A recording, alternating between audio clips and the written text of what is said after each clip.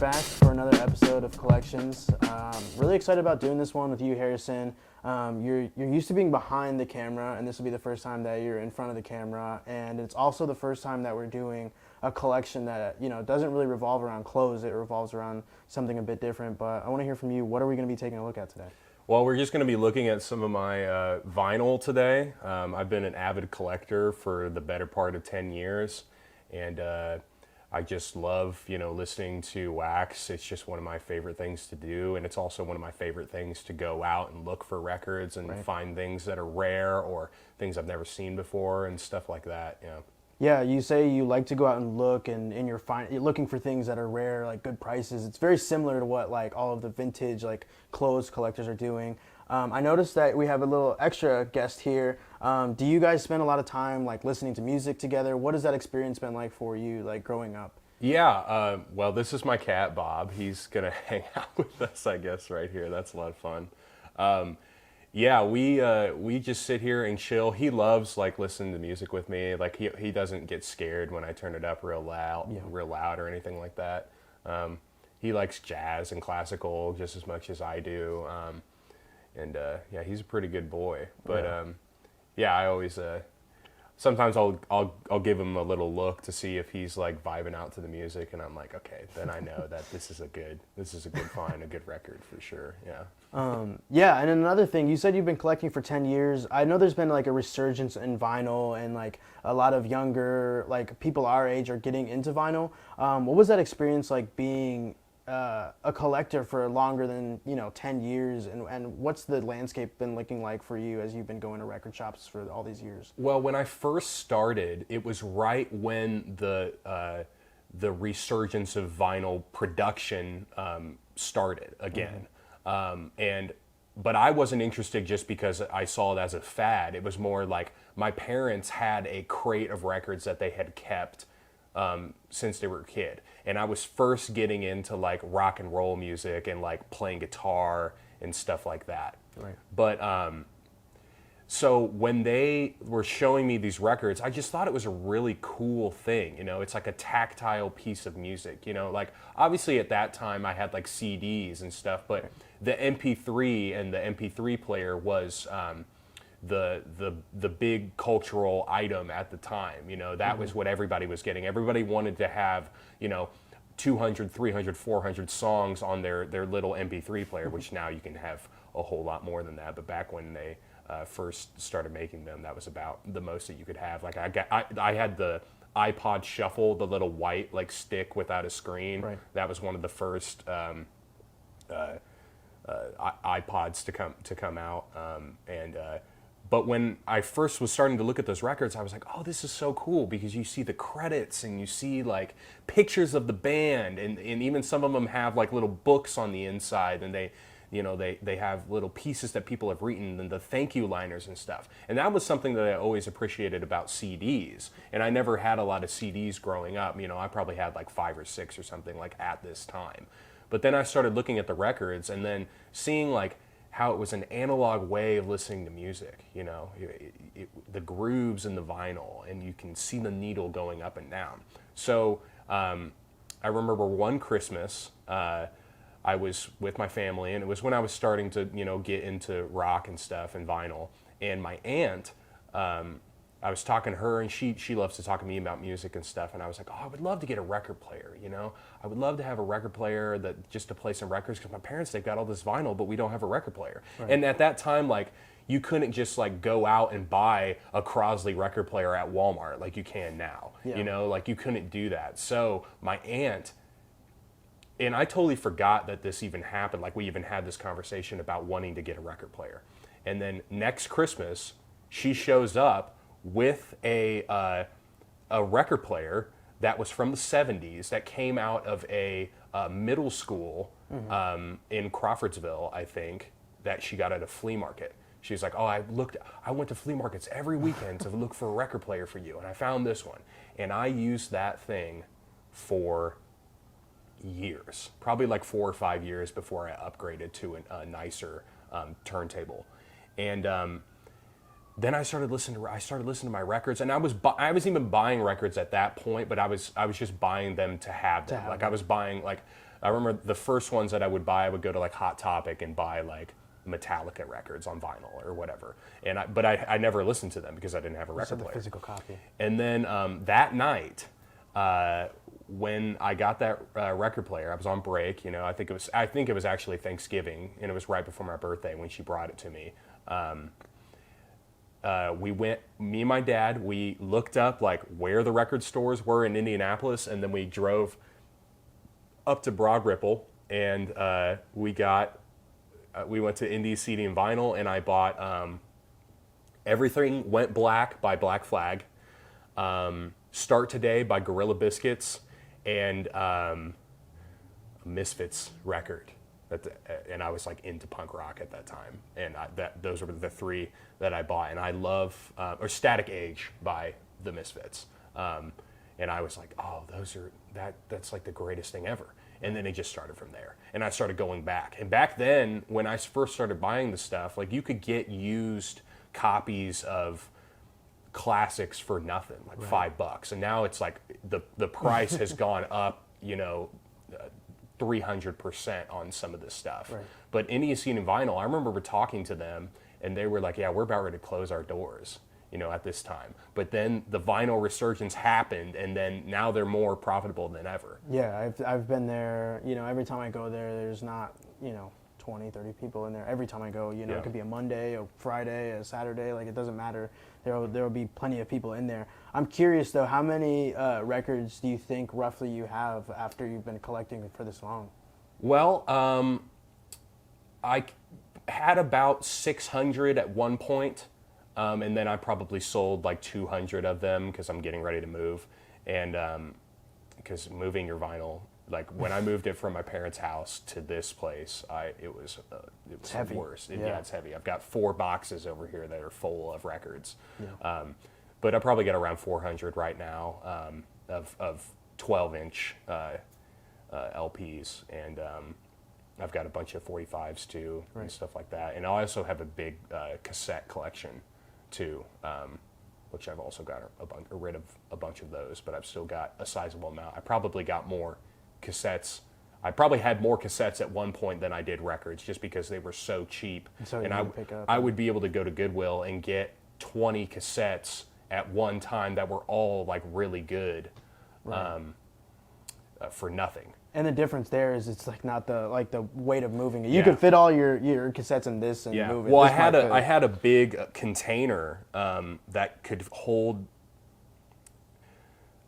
75 on one side and like 75 on the other side or something like that. And I used to have that thing full of them. Yeah, it was crazy. Yeah. Well, yeah, we have heard a little bit about your like vinyl journey. Before we get started, I do want to pause here real quick and get a little bit of clothes talk in here. Let's hear about your outfit a bit before we get started in the vinyl. Yeah, I've got the cool Rob Zombie. This is in the red colorway. There's like a couple. There's like a green one, and then there's a purple one, I think. Spooks a poppin'. It's just like the classic Rob Zombie. I think this might be a 90s one. I got it at Vintage Culture. Shout out to Bailey. I got a really good deal on it.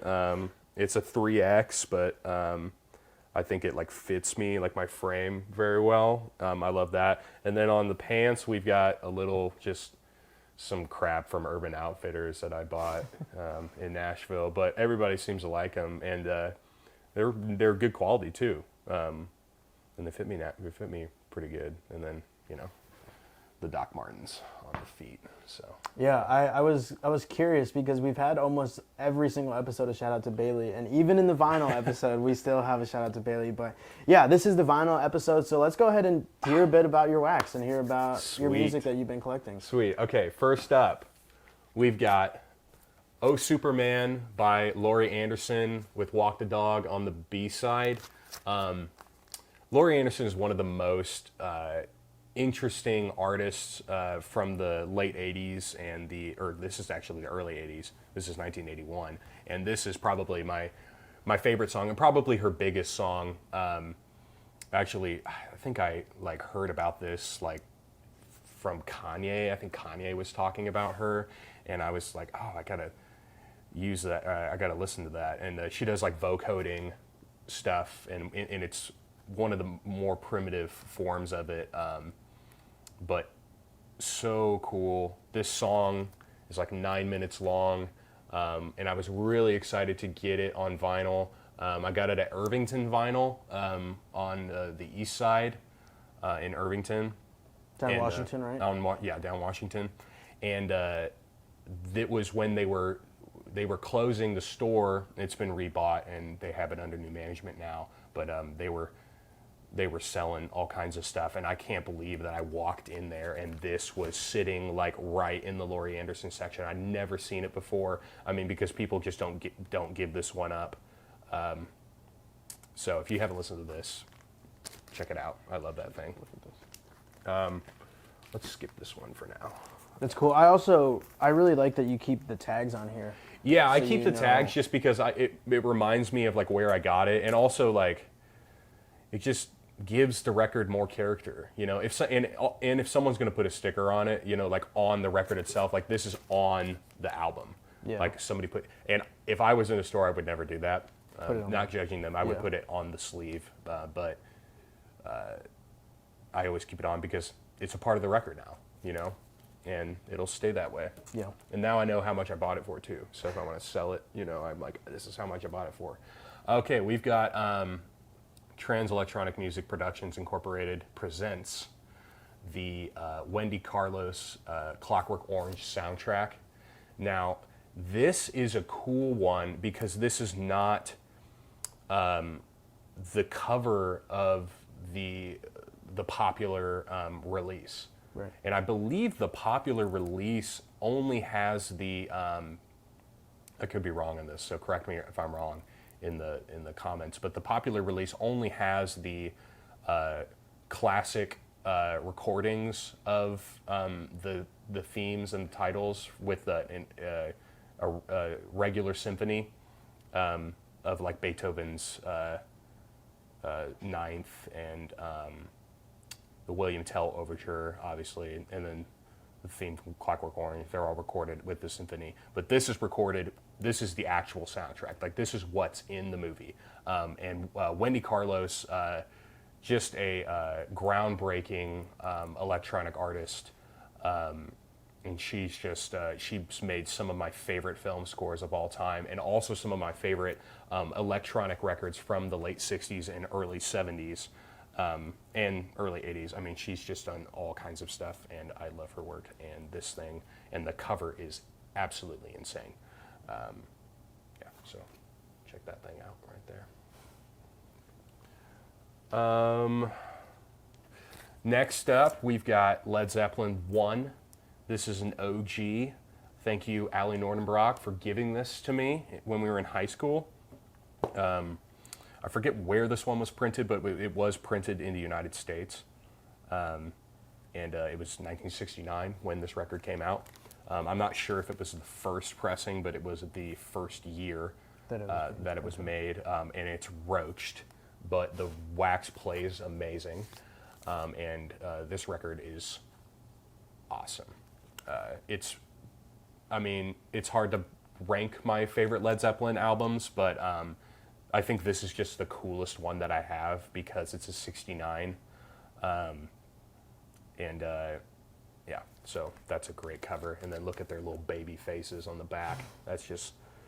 They don't even know what they're getting themselves into. Yeah, in stereo, not mono, but pretty cool.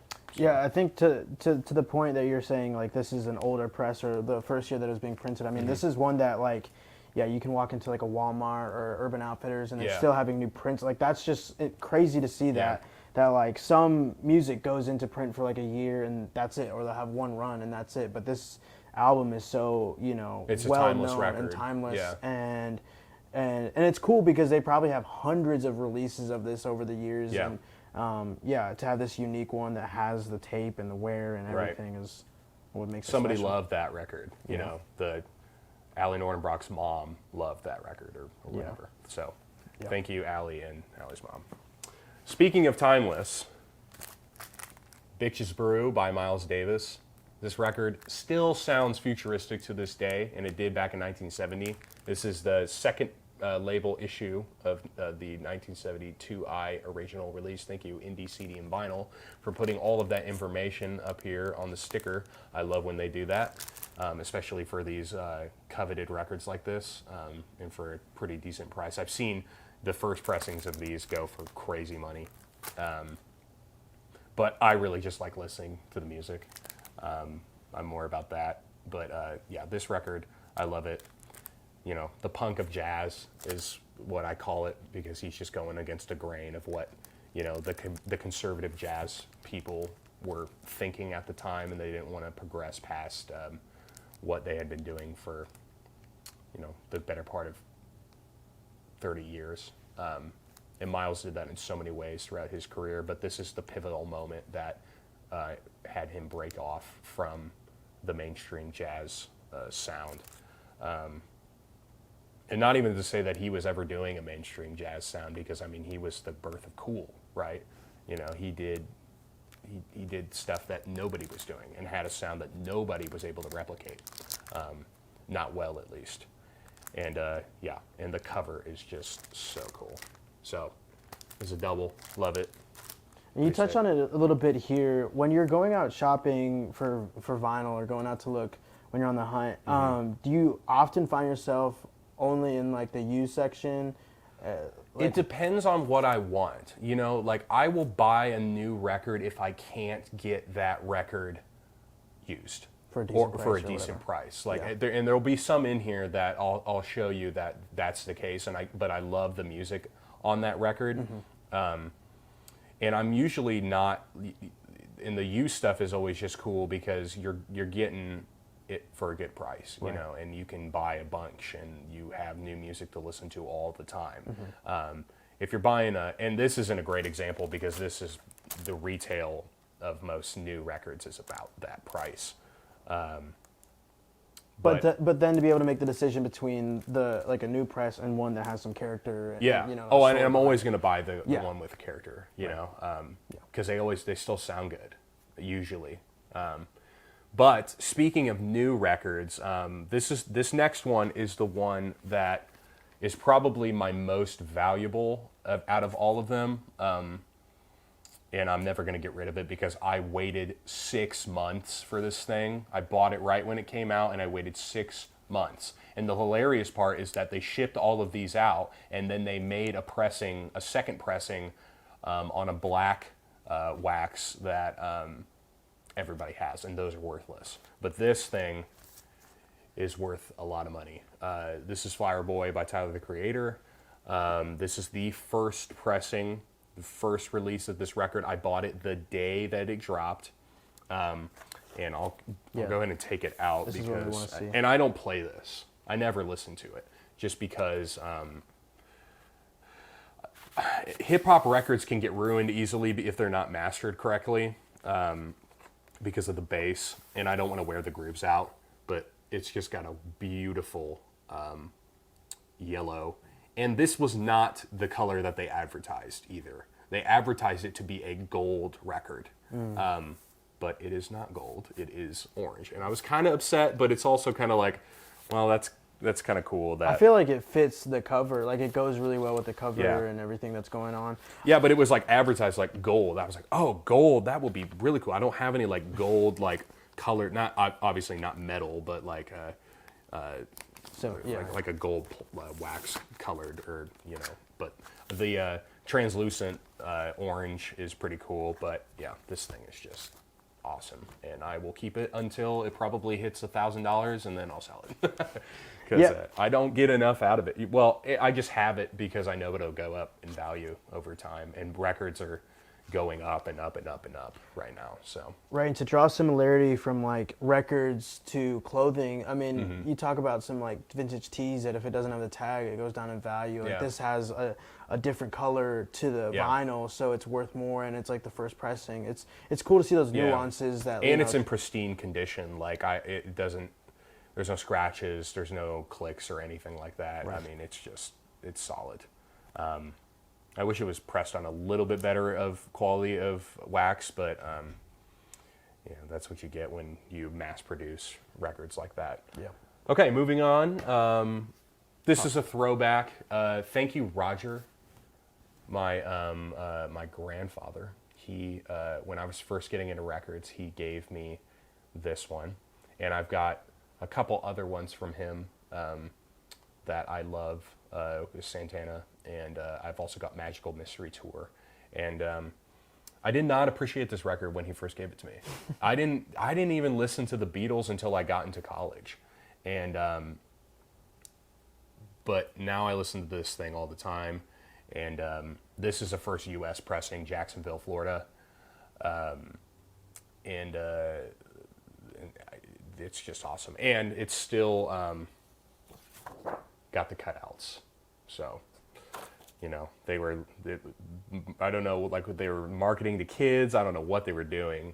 But yeah, he got this as soon as it came out, and he had a bunch of other stuff too. I need to go back there and look through his stuff because he's probably got more like interesting stuff that I would be into now, right, rather than, you know, back then when I first picked this out, because I was like, oh, the Beatles, oh, that's cool.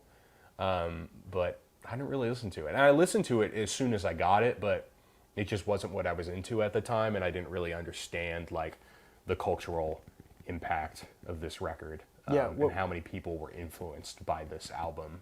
And I will, you know, stand by the Beatles' influence for as long as I live, you know, and never, I will never talk crap about the Beatles like some people on the internet like to do, you know, to look cool. But yeah. What changed for you, do you think, that like really, you know, because you said when you were younger you didn't appreciate it. I have a similar situation where like I didn't really understand what the Beatles meant to like music, and then now I have like a deep appreciation for it. But what was it for you that changed, do you think? Well, I think it changed when I started, you know, when I first started collecting, like I had kind of a closed off mind when it came to music, like I'll be honest. And once I started opening myself up to different kinds of music, like, and I was like, well, maybe I'll have to revisit this thing. And when I did, I was like, and I started becoming more interested in songwriting itself.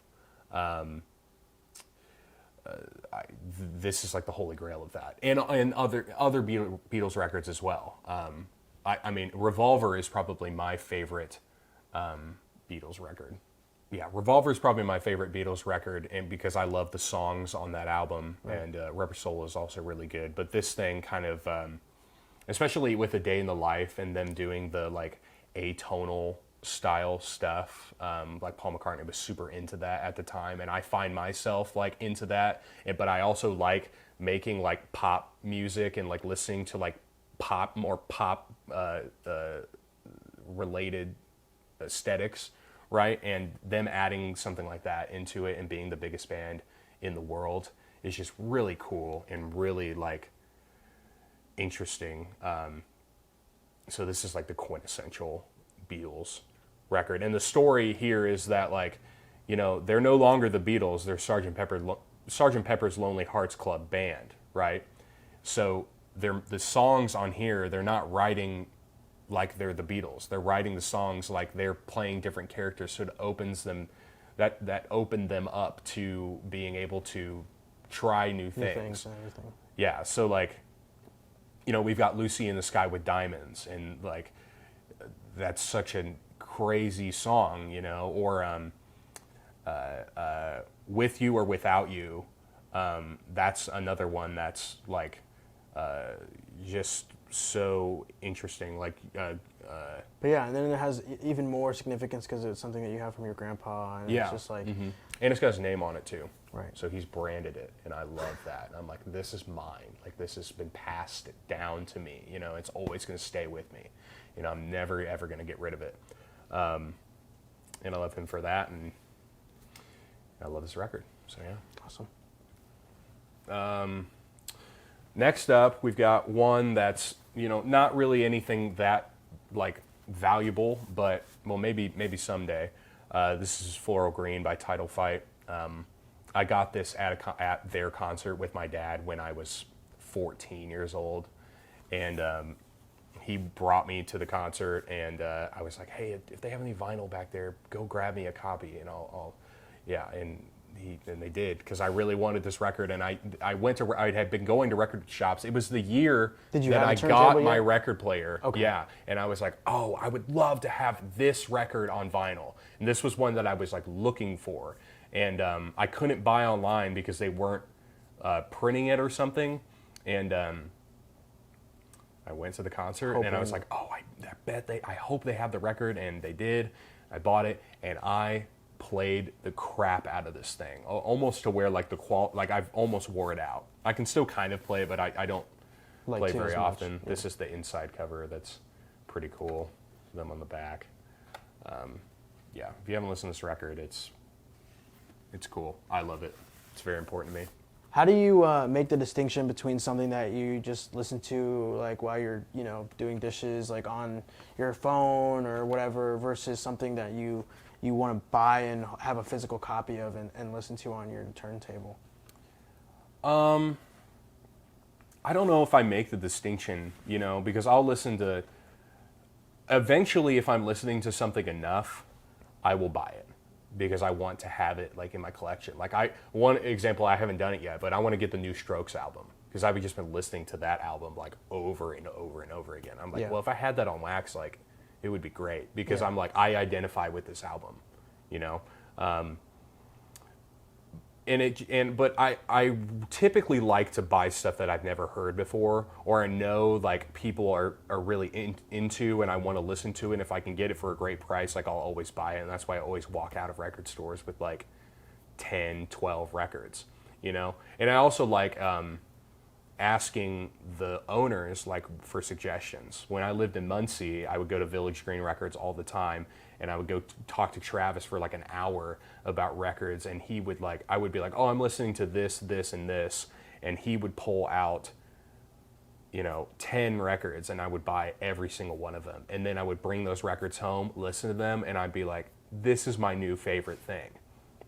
I've discovered so many artists that way that I love and cherish just because of Travis, like, showing me music out of the kindness of his heart and his love for music, and his vast knowledge. Yeah. I mean, and then that's what it breaks down to. I feel like these people that own shops like have a special gift to be able to say like, here's 4 bands or like albums you really like. Let me try to find something that you would also identify or like would push you to explore new music. Well, and that's the thing is like people go into record stores a lot of people go into record stores to buy the things that they're already listening to, right. And then they never deviate outside of that, right.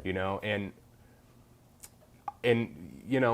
I fall into those ruts all the time. I'll be listening to the same thing over and over again. But like when you take a chance and you trust someone to like help you that way, like it's very rewarding because then you get to experience something that you probably wouldn't have experienced any other way. Yeah. Well, I see on top here something that's relevant to this conversation. Yeah. So speaking of Travis, this is one that I was gifted, and I went to a record store in Louisville and called Underground Sound, I think.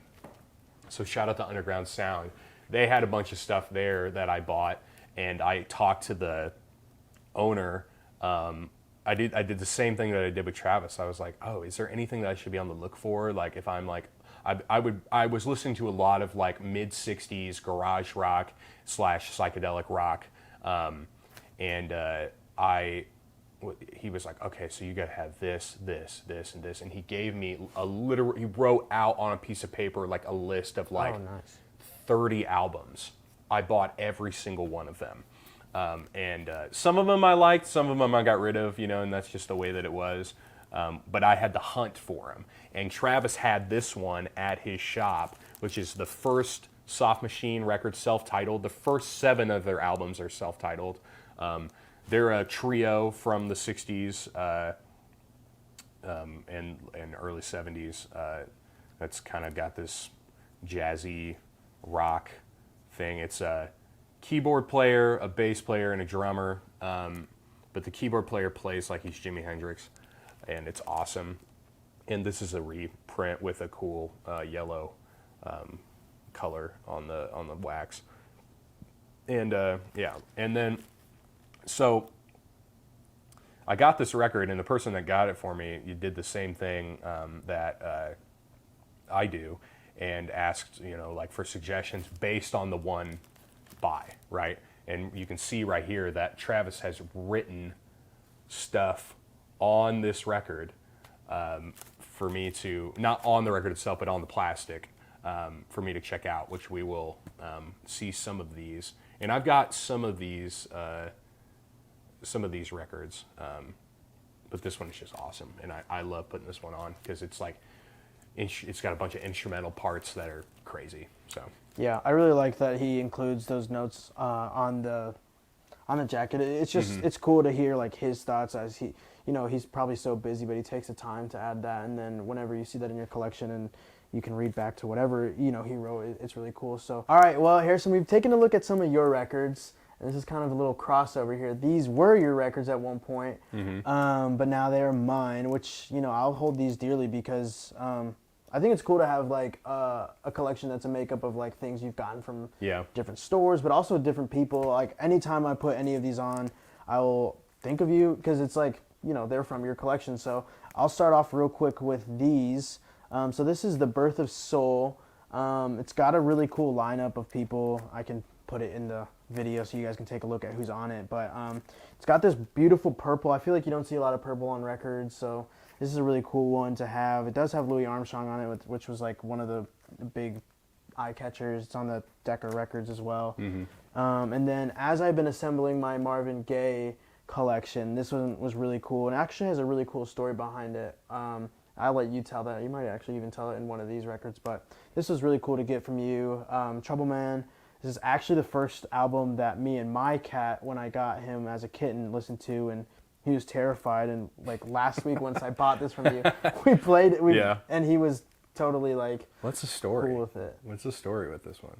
I can't even remember. This is from that haul. Oh, right. Okay. All right. Yeah. No, shout out to Jillian for bringing like 200 records to my house with a bunch of CDs and stuff like that to look through and just give me. Somebody was giving away some of their records, and it had a bunch of really cool stuff that I got to pick up. And that Marvin Gaye one was one that I kept, and that's from Trouble Man, the movie, which is kind of one of the 70s like blaxploitation kind of films, but the music is always very good in those movies, and so I'm glad to pass it on to you because I know you're like a huge Marvin Gaye fan, but from that haul I got a bunch of really cool stuff that I love listening to, a lot of jazz, and I might have some in here that I'll pull out, but yeah. But yeah, let's get back to the rest of your records that we have here. So this is from my secret vinyl location where I go and buy stuff that I won't be telling you where I got it. This is Todd Rundgren, his first band, and he's like he was an artist in the 70s. He was a solo artist, and he's also been a songwriter for a lot of really famous people. But this album is crazy. It is one of the most.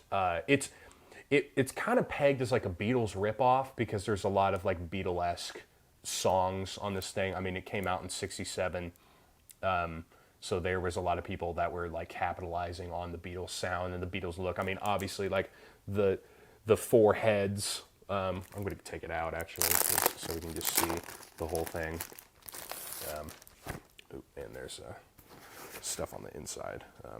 The record isn't in the thing because it's kind of fragile. But yeah, Todd Rundgren, he writes amazing songs, and there's a bunch of, and a lot of people know Todd Rundgren from the song "Hello, It's Me," and that song he re-recorded in the '70s. And it's a different version, but a lot of people haven't heard the version on this this album, and I played it in the car for somebody one time, and they were like, "Is this Todd Rundgren?" And I was like, "I don't know. It's Nazz." And I had no idea who I had never like really listened to Todd before, and then I started listening to it after I listened to this record. So it's funny how like this was his first band, and I just love the tracks on this record, and it's just got that classic '60s psych rock sound that I love so much and have collected so much of over the years. Todd Rundgren's like worked with like Kanye. They like produced songs with Kanye before. Like I think he worked on like he picked a lot of the samples for Kids See Ghosts, and what's the song where they use the sample from? It's You Keep Me Hanging On by no. It's I've been trying to make you love me, but everything. What's that song? Audio Guy, you got us. What I'm talking about? Okay, it's on Kids See Ghost. It's or no, it's Ghost Town. You know Ghost Town? Yeah. Ghost Town like uses well, it's a Supreme song, but the sample that they're using is from a band called Vanilla Fudge. That's a '60s band, and they're in Quentin Tarantino like soundtracks and stuff. And I really love their music too, and I've got some of their records. I've got all of their records, just because I love their music. But yeah, this one is crazy, and I love Todd so much. Yeah, you touch on a really cool thing about like the advantages of having vinyl is when you like sit down and look at the people that are in a band and to see how like interconnected bands used to be. Like I remember growing up, I didn't realize, you know, my dad would play Robert Plant, and then we listened to some Led Zeppelin. And I was like, wait, he was It's not the same guy. I was You're listening to like Robert Plant, like solo like Robert records? Plant, and Yeah. then like also Led Zeppelin. I was like, those two sound the same. He's Yeah. like, yeah, Daniel, it's the vocalist. And I was like, people break off of like, Yeah, you people know. don't stay in the same band forever. They did not do super well. I mean, they did like 3 records or something like that, and I've got all of those. Right. And but this one is really good. The second one's really good too. The third one is okay. But I think that, you know, it's hard when you're in a band and you're like kind of, you know, on the coattails of a sound or an aesthetic, and then you're trying to like make a name for yourself by riding those coattails instead of being an innovator. And I think that's what Todd Rundgren realized, is that he was a good enough songwriter to make good records in the 70s on his own, without the need for a band, you know? So, Yeah. Okay. Moving on, I've got 2 of the same records here, but it's just Surrealistic Pillow by Jefferson Airplane. First pressing RCA plant in Indianapolis, and it's a mono copy. Can you explain to some people that might not understand what the nuances of mono to stereo like? Well, mono, so, you know, for a long time, people's record players and stereo systems would only be able to output one signal, and you would mix records where everything would come out of one speaker. And then stereo was invented, and you were able to mix records where you could have things coming out of one side and then coming out of the other side. And back in these days, those recording techniques were pretty primitive, so, you know, they would make a record in mono, and then they would also have a record mixed in stereo at the time. Now this one's cool. It's not very good quality, but it's just cool to have. And it's also cool because I got this one after I bought this one, and I got this one at Midland here in Indianapolis, and then I got this one at VGR. Thanks, Travis, for having this one.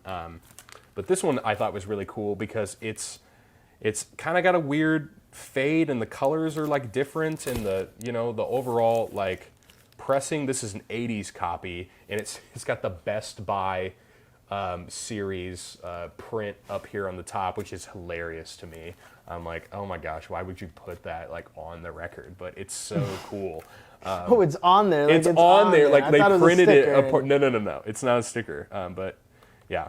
And this one is just an '80s copy of it, which is pretty cool. But Because you see that a bit now, like Target gets Target exclusives, but I don't think they like print it. Oh, it's on the there. same. It's the same deal. Yeah. But they just put that on that record. But Best Buy. yeah, I do love this record. It's another one of my psych rock records that I just love listening to. And Jefferson Airplane, Grace Slick. I love her and her voice, and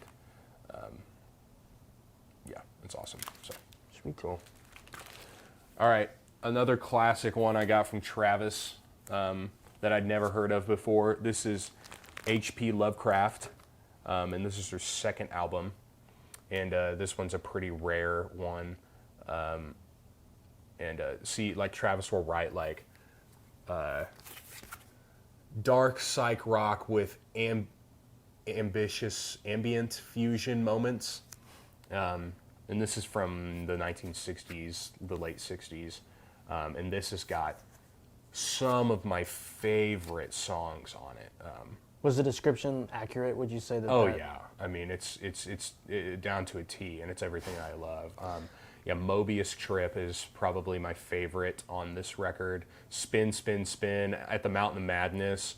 I mean, and they're called H.P. Lovecraft, and they've gone under a couple different names. Like they have a record that I've got called In the Valley of the Moon, and they're just under the name Lovecraft, and that came out in 1970, I think. But this is H.P. Lovecraft II. They've got another, their first record they have, which was made in '67, I believe, and I haven't seen it out in the wild, and I'm waiting for the day that I find it, and I'm going to buy it, and I don't care how much it is. And I actually haven't even listened to it, their first record, because I want to save it for the vinyl experience, because I mean, I played this thing 1,000 times, I'm sure, and I love it so much. And it's got the craziest graphic ever. I mean, like, who did that?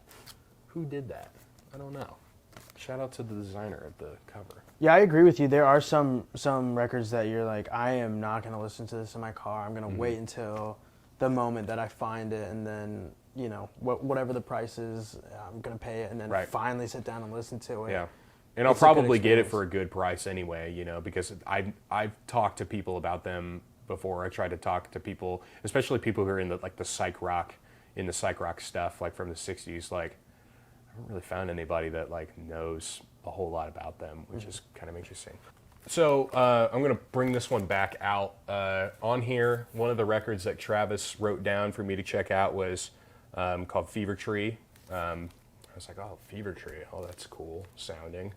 You know, that's a cool name for a band. So might as well check it out. And I bought it.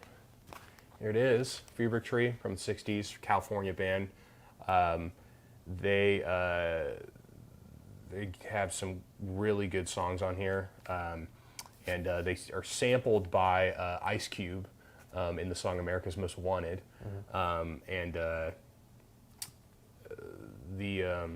And then MF Doom and Madlib sampled that song on America's Most Blunted, which is a pretty famous hip-hop track. Both of them are pretty famous songs.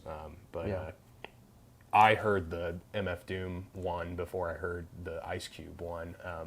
And I remember putting this record on and hearing the sample and being like, oh, crap, there it is. And that is like one of my favorite things to do, is when you pick up a record that you you haven't listened to before, and you don't know that one of the samples is going to be on that album, and this is one of those records that has that on it. So, and I mean, these guys just look crazy. Like, this guy's got this crazy beard going on here. I don't know if you can see that or anything, but and the cover of this one is just really cool. And I love the yellow typeface, and it's just super awesome. Anyway. Next up, we have the band that was basically compared to the Beatles. They were called the Australian Beatles at the time, and these guys, the Easybeats, Friday on My Mind, this is a really, really, really good record, a really just solid 60s sounding album. And these guys actually influenced AC/DC. This is one of their biggest influences. And probably a lot of Australian bands in the 1960s. I think this came out in So early in '66, the boys started singing blah blah blah. So this has probably come out in '66 or '67. It's just got so many really good songs on it. Do you know, did they have like prolonged success, or was that kind of like being the Australian Beatles, was that kind of another coattail situation? Do you know? Well, I think that they had their own. They don't really sound a whole lot like the Beatles. I mean, they definitely have a different, a different vibe for sure. But I mean, they were signing these boy band things like left and right back then, and yeah, it's just a great album, and they've got crazy songs on here. Like obviously the title track is really good. Make You Feel Alright is really good. So if you're into 60s stuff, this is like quintessential. And got this from Travis. Thank you, Travis. He recommended it to me as well. And then last but not least, this is one of those records. This is a new record that I bought because I, just couldn't find it anywhere. And then when I finally found it in a new copy, I bought it. And I fell in love with it, when I first listened to it, because it's just one of those insane sounding records. And this is Barrett by Steve Barrett. There's Steve Barrett. Syd Barrett. Steve Barrett, oh my gosh. This came out in 1970. This was after Syd Barrett had left Pink Floyd. He was one of the original founding members of the band Pink Floyd. And David Gilmour actually helped produce this record, or did produce the record, and play guitar on a lot of the albums. And they said it was probably one of the most difficult records to make, because Syd is just a wild and crazy guy. I mean, and that comes through on the songs. They're kind of like disjointed in parts, because I think the band doesn't really know where the song is going to go or where Syd's going to go next. So it kind of feels like they're kind of all along for the ride with Syd as they're playing through, and Syd's like playing his guitar and singing, and but records just aren't like that. You don't find records that are like that, where the songs are really good and they are unique in their performance. And that's why I really like this album, is because every song feels that way.